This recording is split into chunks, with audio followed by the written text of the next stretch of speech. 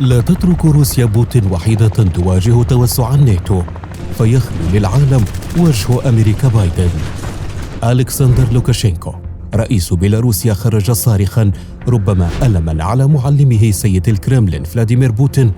وربما استصراخا لما تبقى مما يعتقد بوتين وحلفاؤه أنه حلف وارسو المقبل بعد أن سقطت منه وارسو نفسها. إذ أن لوكاشينكو رجل بوتين ويده اليمنى في دول السوفييت السابقة لا ينطق عن الهوى، بل يعيد كل ما يقوله له بوتين.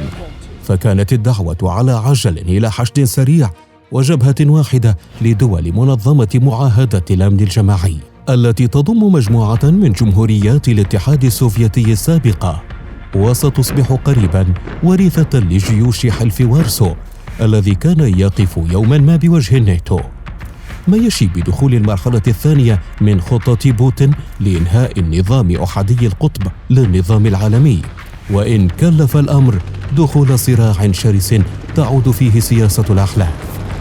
فمع إتمام الحرب الروسية الأوكرانية شهرها الثالث والتصعيد المستمر بين روسيا والناتو جراء إعلان دول جديدة مثل السويد وفنلندا الانضمام له،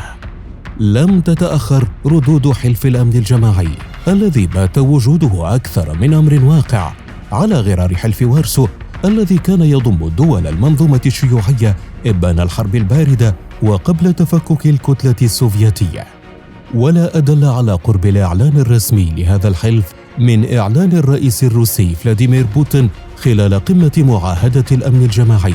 أن الدول الأعضاء ستقوم بتدريبات عسكرية مشتركة قريباً، ما يظهر امتلاك روسيا لأوراق قوة حلف جديد ومناطق نفوذ وفضاءات حيوية عدة تواجه الناتو. ولادة حلف الأمن الجماعي. التهديد والوعيد والتلويح بالحلف الجديد لم يكن حكرا على بوتين أو لوكاشينكو، بل تعداه بعد أيام قليلة إلى وزير الدفاع البيلاروسي فيكتور خرينين حين كشف عن وجود أفق لتوسع منظمة معاهدة الأمن الجماعي،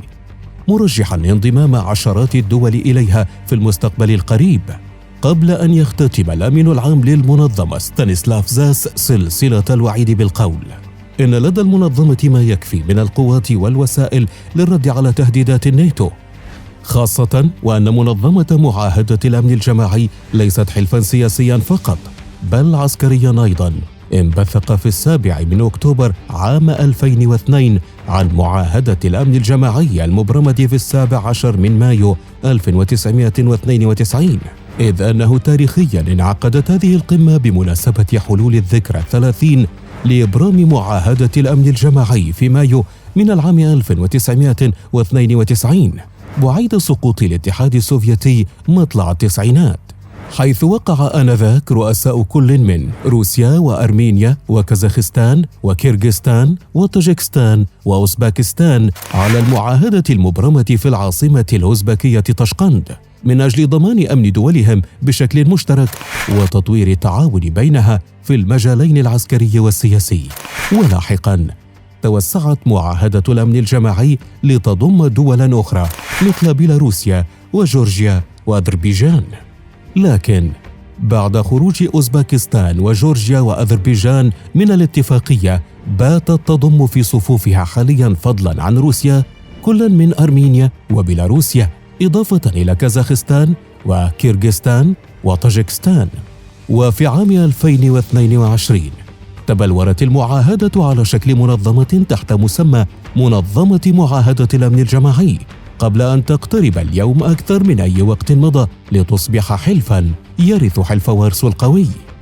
لم تتوقف مراكز البحوث العسكرية والسياسية والجيوسياسية عن تحليل إرهاصات وتوقع تبعات وضع اللمسات العسكرية الأخيرة على حلف وارسو الجديد الذي سيسمى ربما حلف الأمن الجماعي. ورغم أنه ربما سيكون أضعف من حلف وارسو الذي كان يقوده السوفييت، لكنه في نهاية المطاف سيشكل مظلة عسكرية وأمنية لا يستهان بها، ويمكن تقويتها خلال فترة زمنية ليست طويلة، خاصة وأنه تم فعلا اختبار معاهدة الأمن الجماعي خلال الأزمة الأخيرة في كازاخستان، حيث نجح تكتل معاهدة الأمن الجماعي في مهمة التدخل العسكري هناك،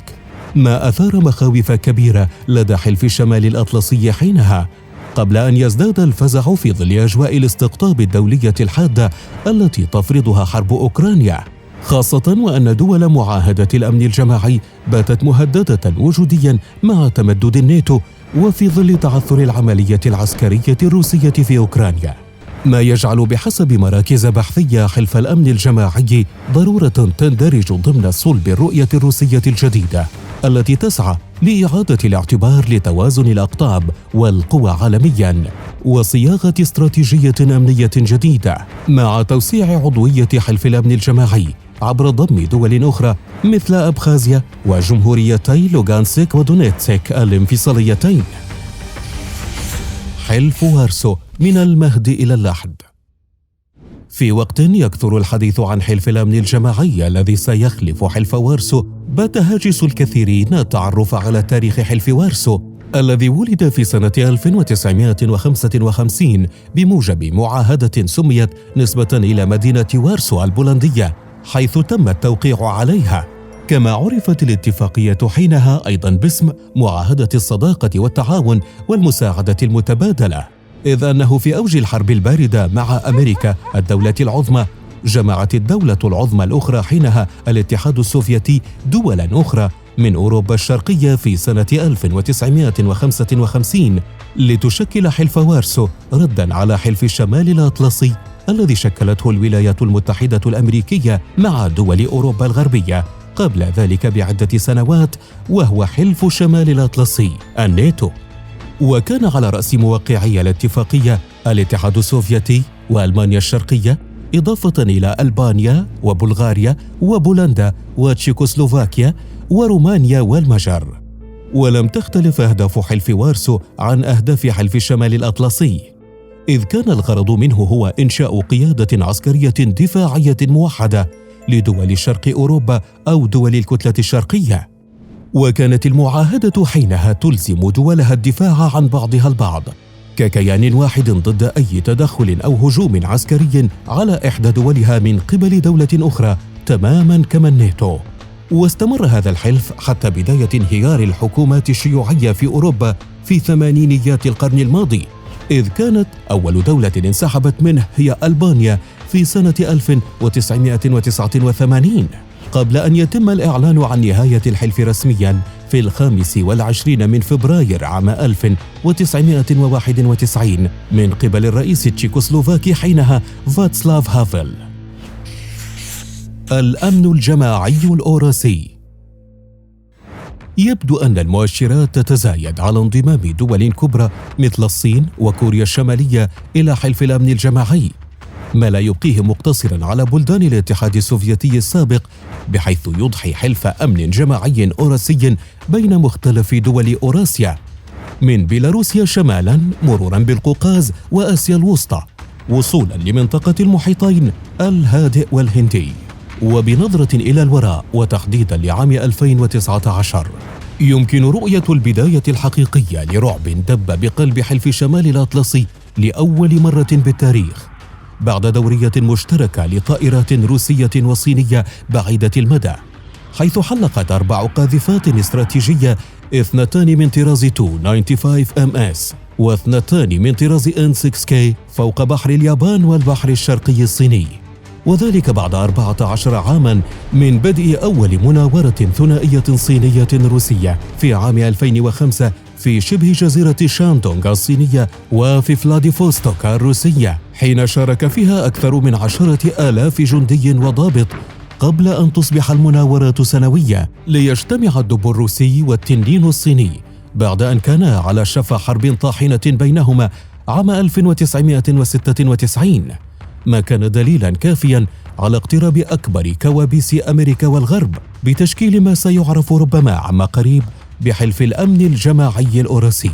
الذي قد يتسبب باشتعال الأرض كلها حال اندلاع نزاع بين دول حلف الناتو والحلف الجديد المشكل من التنين الصيني والدب الروسي وكوريا الشمالية، إضافة للدول المتبقية في معاهدة الأمن الجماعي، خاصة وأن توقعات تشكل هذا الحلف سبقت التصعيد المتأتي من الحرب الأوكرانية، حيث لم تغفل عين تقارير الاستخبارات الغربية منذ أعوام عن بدء ولادة حلف أوراسيا المتأتي من رغبة روسية ملحة بدخول نزاع مسلح مع الناتو، ما حدا بها تنفيذ محاكاة سيناريو حرب نووية قبل أعوام تقوم على إمكانية استخدام أكثر الأسلحة فتكاً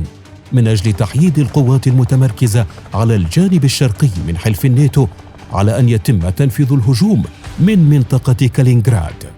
المحاكاة الروسية للحرب التي تفترض النجاح خلال ساعات لم تقم فقط على الموقع الاستراتيجي وأنواع الأسلحة المتنوعة المنتشرة في كالينغراد، وإنما على تدخل من الحلف الصيني بضرب قوات الناتو بصواريخ نووية عابرة للقارات انطلاقا من حدودها البعيدة. ما حدا بالمسؤولين الروس إكمال الرسالة لأمريكا وحلف الناتو بالقول: على العسكري المحترف منكم الخشية من تخيل مثل هذا السيناريو حتى في كابوسه. أمريكا ترجمت قلقها وخوفها على الفور حينها بتنفيذ محاكاة لسيناريو حرب نووية من جهتها على روسيا، تضمنت محاكاة تشن فيها قاذفات القنابل الأمريكية هجمات نووية على روسيا. واللافت في هذه التدريبات العسكرية السرية التي أجريت في قاعدة أوفوت الجوية بالقرب من أوماها أن الصراع النووي الوهمي بين الولايات المتحدة وروسيا حدث في أوروبا، متضمنا سيناريو مرعب تنشر فيه موسكو أسلحة نووية منخفضة القدرة ضد أحد أعضاء حلف الناتو في أوروبا، قبل أن يصبح السيناريو أكثر رعباً بتدخل نووي من الصين لصالح الحليف الروسي. وفي محاكاتي الرعب سواء الأمريكية أو الروسية هناك اتفاق على أمرين: أن أي نزاع مقبل سيكون بين حلف الناتو من جهة وحلف أوراسيا للأمن الجماعي من جهة أخرى، مع مخاوف باتت أكبر وأكبر من صعود الصين، ما تجلى في الدليل الاستراتيجي للأمن القومي الأمريكي بالحديث عن الصين 17 مرة وروسيا 6 مرات فقط. أما الأمر الثاني المتفق عليه أن نتائج مثل هذا النزاع ستكون أكبر كارثة تحل على البشرية بمقتل الملايين ومحو دول أوروبية عن الخارطة وتدمير مدن أمريكية وروسية كبرى وإبادة نحو ثلث الصين. ومع مضي الوقت يبدو أن الكابوس بدأ يقترب أكثر وأكثر. ناتو الآسيان. في وقت تعمل روسيا على تشكيل حلف أوراسيا للأمن الجماعي، يبدو أن الولايات المتحدة لن تقف متفرجة مكتوفة الأيدي،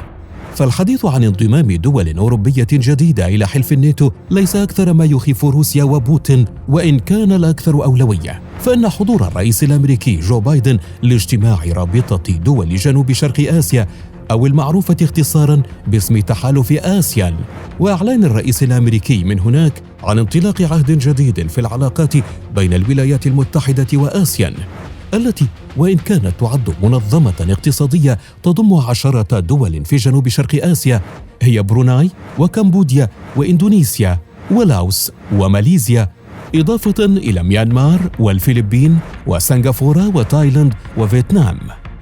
إلا أن حديث بايدن أمام اجتماع آسيان عن كتابة قدر كبير من تاريخ العالم في 50 عاماً القادمة في دول آسيان يظهر تركيز واشنطن على منطقة المحيطين الهندي والهادي والتحدي طويل المدى للصين على وقع الأزمة في أوكرانيا، ما يشي بنية أمريكا والغرب التمدد بالناتو ربما بعد أعوام باتجاه دول الشرق المختلفة إيديولوجياً وسياسياً مع الصين مثل كوريا الجنوبية واليابان، إضافة إلى رابطة دول آسيان. إذ يذهب محللون إلى أن إدارة بايدن تركز اليوم على إظهار اهتمام مستدام بمنطقة جنوب شرق آسيا بعد أشهر من التركيز على التصدي لغزو روسيا لأوكرانيا، لتتأكد أولويات بايدن في سياساته الخارجية وفي مقدمتها التنافس العالمي مع الصين التي تخطت الولايات المتحدة بوصفها أكبر شريك تجاري لجنوب شرق آسيا، ما يضع واشنطن في مأزق تراجع نفوذها في نزاعات على أرض بالمنطقة، خاصة مع تجهيز الصين لغزو تايوان وضمها للبر الصيني الرئيسي في أي وقت، ما سيجعل أمريكا تفكر جدياً بالتقدم في جنوب شرق آسيا، ليس فقط اقتصادياً وسياسياً بل عسكرياً أيضاً لعزل روسيا تماماً. عبر إمكانية فتح عضوية الناتو وفق صيغة جديدة للحلف أمام دول خارج أوروبا والولايات المتحدة، ما يقطع أي تواصل جيوسياسي وعسكري محتمل بين روسيا ودول معاهدة الأمن الجماعي مع الصين وكوريا الشمالية. وأنت برأيك، هل يستطيع بوتين بناء حلف الأمن الجماعي الأوراسي ليخلف حلف وارسو الذي كان يحقق توازن الرعب العسكري يوما ما مع حلف الناتو؟ أم أن سيد البيت الأبيض بايدن سيسبق حاكم الكرملين بخطوة ويقطع الطريق على الحلف الجديد، سواء باستقطاب دول آسيا أو استمرار جذب دول أوروبا المجاورة لروسيا إلى حلف الناتو؟